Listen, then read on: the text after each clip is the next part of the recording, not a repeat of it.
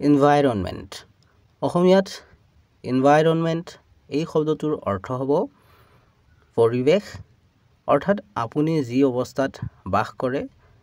কাম কৰে ইত্যাদি বা ইয়াৰ অৰ্থ হ'ব পাৰে প্ৰাকৃতিক জগত যেনে ভূমি বায়ু আৰু পানী য'ত মানুহ প্ৰাণী আৰু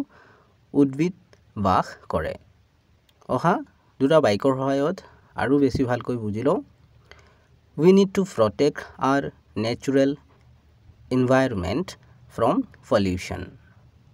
ইয়াৰ অৰ্থ হ'ব আমি আমাৰ প্ৰাকৃতিক পৰিৱেশ প্ৰদূষণৰ পৰা ৰক্ষা কৰিব লাগিব Initially, I found it difficult to deal with my new environment. প্ৰথম অৱস্থাত মোৰ নতুন পৰিৱেশৰ সৈতে মোকাবিলা কৰিবলৈ অসুবিধা হৈছিল চেনেলটো